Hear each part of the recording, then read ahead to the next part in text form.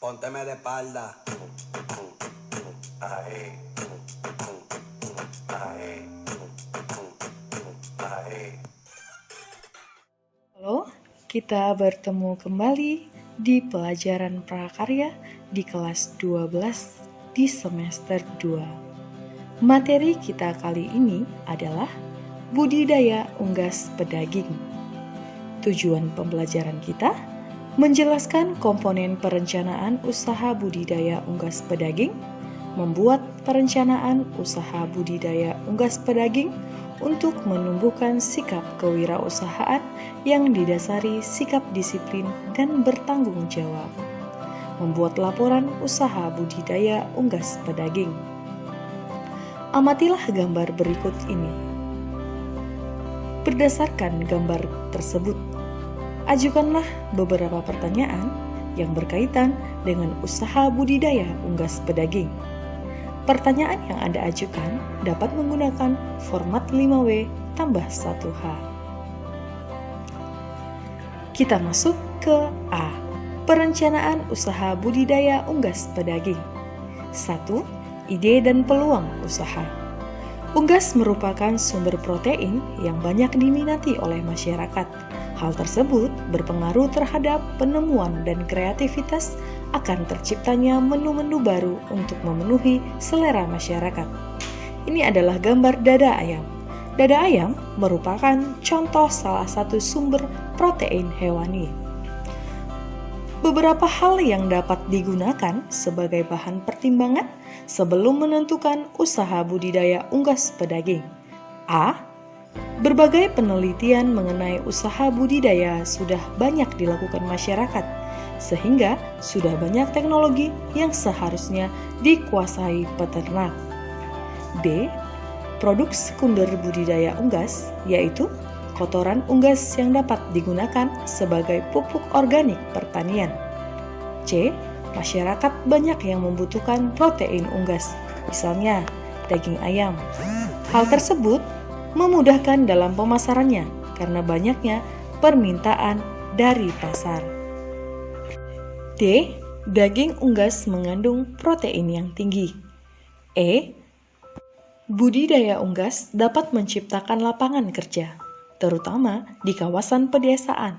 Secara tidak langsung, budidaya tersebut berpengaruh terhadap perekonomian masyarakat desa dan urbanisasi. 2. Sumber daya yang dibutuhkan dalam usaha budidaya unggas pedaging. A. Prasarana. Prasarana meliputi lahan atau lokasi, air, dan sumber energi. Kebutuhan lahan budidaya unggas pedaging bergantung dari jenis unggas dan skala budidayanya. Sebaiknya, lokasi budidaya berada di lingkungan yang mudah dijangkau, transportasi, dan terbebas dari bakteri patogen. B. Sarana. Sarana yang dibutuhkan untuk usaha budidaya unggas pedaging secara umum meliputi kandang, gudang penyimpanan pakan, peralatan, dan obat. Kandang dan gudang termasuk modal tetap yang dapat digunakan untuk beberapa kali periode berternak. Selain kandang dan bangunan, pemeliharaan unggas pedaging memerlukan sarana berupa penghangat atau brooder, tempat pakan dan minum, alat pencuci hama, alat penerangan, alat kebersihan kandang, timbangan, dan alat pemeliharaan kesehatan unggas.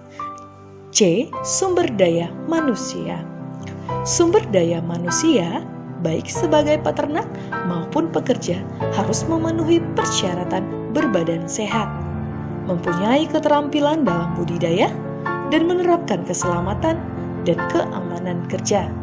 Sumber daya manusia yang dibutuhkan juga harus mempunyai kemampuan dalam pengadministrasian dan pemasaran. Dalam perencanaan usaha budidaya unggas pedaging, diperlukan SDM yang memiliki banyak keterampilan. Keterampilan tersebut meliputi pengelolaan atau teknik budidaya, pengelolaan administrasi, pengolahan kebutuhan sarana prasarana, serta pengelolaan administrasi, keuangan, dan pemasaran. 3. Perencanaan usaha budidaya unggas pedaging. Sistem pengelolaan. Budidaya juga perlu dipertimbangkan saat menyusun perencanaan usaha. Saat ini dikenal sistem kemitraan antara perusahaan inti dan peternak sebagai plasma. Beberapa hal yang perlu dipertimbangkan sebelum melakukan usaha budidaya dengan sistem kemitraan meliputi persyaratan peternak plasma, penetapan harga, sarana produksi, hasil produksi, hak dan kewajiban, pola pengaturan produksi, bonus, dan sanksi. Kita masuk ke B, sistem produksi usaha budidaya unggas pedaging. 1. Jenis-jenis unggas pedaging. Unggas pedaging adalah jenis unggas yang dapat dimanfaatkan dagingnya. Unggas pedaging dibagi menjadi dua macam, yaitu unggas yang dibudidayakan dengan tujuan utamanya untuk dimanfaatkan dagingnya dan unggas petelur yang sudah akhir. A. Ayam pedaging bukan ras atau ayam kampung. Ayam kampung merupakan ayam hasil domestikasi ayam hutan. Penamaan ayam kampung secara umum juga memberikan arti ayam asli Indonesia. Varietas ayam kampung dibedakan berdasarkan daerah yang mengembangkannya. Varietas ayam kampung yaitu ayam kedu, ayam nunukan, ayam pelung, ayam Sumatera, dan ayam pedaging. Kita masuk ayam pedaging atau broiler. Ayam broiler disebut juga ayam negeri. Ayam broiler pertumbuhannya cepat, produksi dagingnya pada bagian dada tinggi, efisiensi pakan tinggi, dan tahan terhadap penyakit. Ciri-ciri fisik ayam broiler dewasa yaitu bulunya putih, mempunyai jengger berwarna merah, dan kulit kakinya berwarna kuning.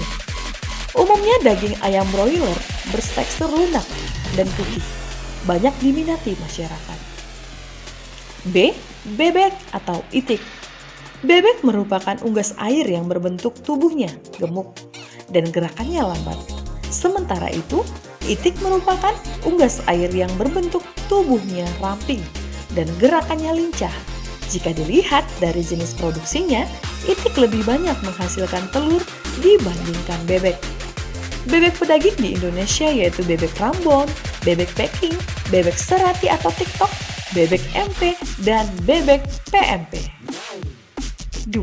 Sistem produksi unggas pedaging. Ada 3 macam sistem budidaya unggas pedaging. Di antaranya, sistem budidaya secara tradisional atau ekstensif, modern atau intensif, dan semi-modern atau semi-intensif. Sistem budidaya unggas pedaging secara tradisional dipelihara tanpa menggunakan teknologi, fasilitas, dan rekayasa genetik. Sistem budidaya secara modern atau intensif. Sistem budidaya secara modern merupakan sistem budidaya unggas pedaging yang sudah menggunakan teknologi. Peternak menggunakan hasil-hasil penelitian mulai dari pemilihan bibit unggas sampai dengan proses panen. Sistem budidaya secara semi-modern. Sistem budidaya semi-modern memadukan antara teknik budidaya modern dan tradisional. Pakannya menggunakan sumber nabati dan hewani dari lingkungan dan ditimbang sesuai analisis gizi atau nutrisi yang diperlukan oleh suatu jenis unggas. A. Teknik budidaya ayam kampung atau buras dengan sistem semi-intensif. 1. Persiapan bibit. Sebelum melakukan usaha budidaya, tentukan terlebih dahulu jenis ayam kampung yang akan dibudidaya. Ada beberapa jenis ayam kampung. Pilihlah salah satu dengan mempertimbangkan kemudahan memperoleh bibit dan kondisi lingkungan yang sesuai. 2. Menentukan lokasi dan persiapan kandang. Sebelum melakukan usaha budidaya, tentukan terlebih dahulu jenis ayam kampung yang akan dibudidaya. Ada beberapa jenis ayam kampung. Pilihlah salah satu dengan mempertimbangkan kemudahan memperoleh bibit dan kondisi lingkungan yang sesuai. 3. Pemeliharaan ayam pada fase starter. Bibit ayam dapat diperoleh melalui penetasan telur atau membeli bibit atau starter atau DOC dari pihak lain. Lakukan pengecekan terlebih dahulu untuk memilih bibit ayam yang baik dengan ciri-ciri berikut. gerakan lincah, bobot antara 38 hingga 42 gram, tidak ada cacat fisik, suara bening dan tajam, mata jernih, anus kering, dan tidak ada kotoran basah yang menempel pada anus. Tidak ada tali pusar yang tersisa atau belum kering. 4. Pemeliharaan ayam pada fase grower 31 hingga 60 hari. Pada pemeliharaan fase grower, sudah dilakukan budidaya dengan sistem semi-intensif. Ayam tidak hanya dikandangkan, tetapi sudah dibiarkan keluar dari kandang tertutup. Ayam buras pada fase ini dapat dibiarkan mencari pakan di luar kandang. Walaupun berada di kandang terbuka, ayam tetap berada di daerah yang mudah diawasi oleh peternak sehingga ayam tersebut tidak mudah hilang. Pakan yang diberikan terdiri atas beberapa macam, yaitu sebagai berikut. 1. Pakan alami. Pakan alami adalah pakan yang diperoleh ayam dari lingkungan saat ayam dilepaskan dari kandang. Pakan alami dapat berupa cacing, tanah, jangkrik, rerumputan, dan material lain yang ada di lingkungan rumah peternak. 2. Pakan alami. Pakan pabrikan. Pakan pabrikan merupakan pakan yang diolah dan dikemas oleh suatu pabrik. Pakan jenis ini memiliki keunggulan dalam hal komposisinya. Komposisi pakan diatur sesuai kebutuhan jenis ayam untuk fase pertumbuhan. Pakan pabrik umumnya dikemas dalam ukuran 50 kg per karung. 3. Pakan olahan atau buatan sendiri. Pakan olahan berdasarkan bahan yang digunakan dibagi menjadi dua macam, yaitu pakan nabati dan hewani. Bahan pakan nabati berasal dari tumbuh-tumbuhan.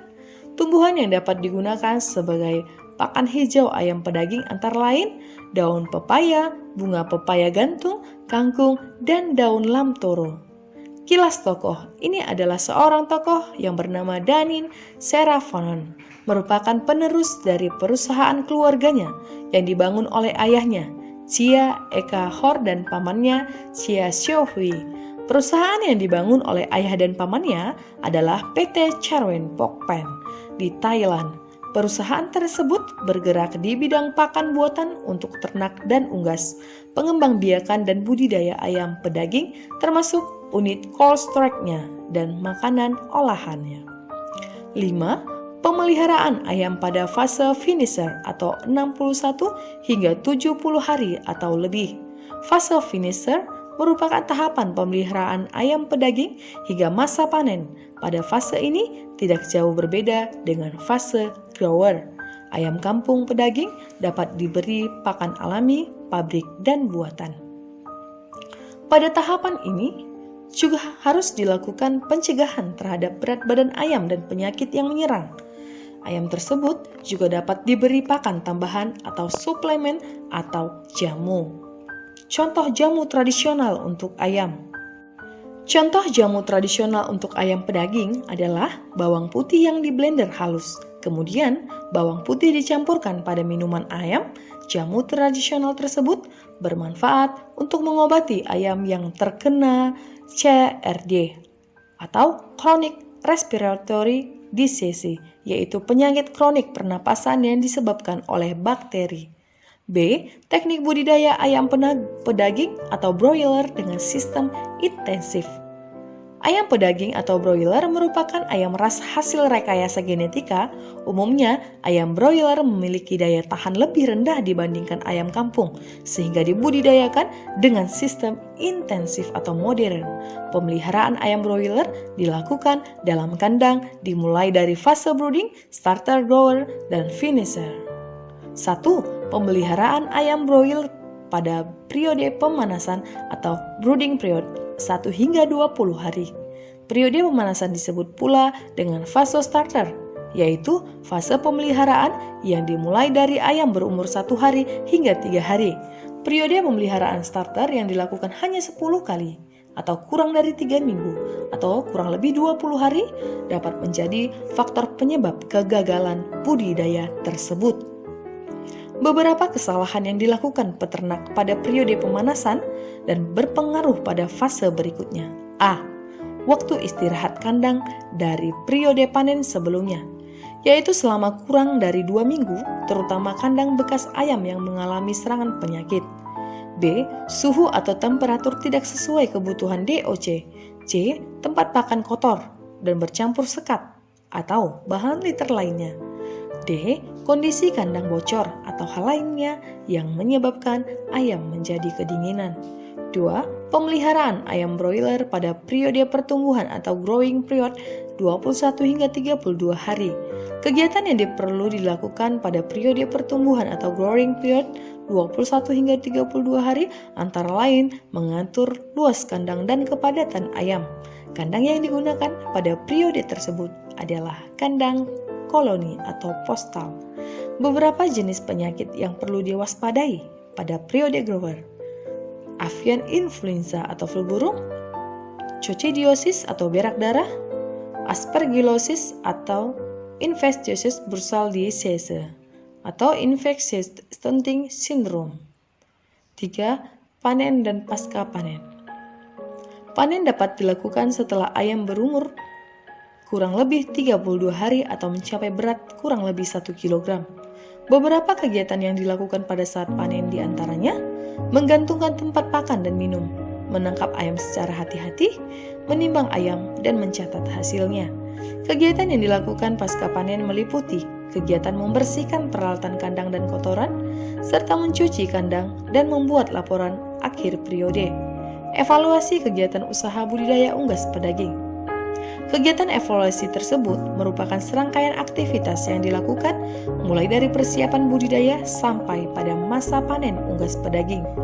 Evaluasi tersebut dilakukan tidak hanya berkaitan dengan biaya atau nilai ekonominya, tetapi juga berkaitan tentang teknik atau pelaksanaan proses budidaya. Beberapa hal yang perlu dievaluasi sehingga dapat mengetahui laba hasil penjualan, biaya investasi, biaya operasional. Media promosi produk usaha budidaya unggas pedaging. Jenis-jenis promosi suatu produk dapat dibedakan menjadi 3 macam, yaitu promosi langsung secara fisik, promosi media tradisional, dan promosi melalui media digital atau modern. Promosi secara fisik biasanya dilakukan dalam bentuk bazar atau pameran. Promosi tradisional melalui koran, majalah, tabloid, dan sejenisnya. Media elektronik seperti radio dan televisi, reklame, serta banner. Promosi melalui media digital dilakukan melalui internet, blog, jejaring sosial, dan WhatsApp. Selain itu, dalam sistem konsinyasi harus memperhatikan kesepakatan antar pemilik produk dan penjual. Kesepakatan tersebut dituliskan dalam surat perjanjian kerjasama. Sistem konsinyasi adalah sistem penjualan produk dengan cara menitipkan produk tersebut pada toko atau distributor. Pemilik produk unggas pedaging menitipkan produk dagingnya di toko atau warung lainnya. Demikianlah pembelajaran kita kali ini. Terima kasih karena sudah belajar bersama dengan sahabat prakarya.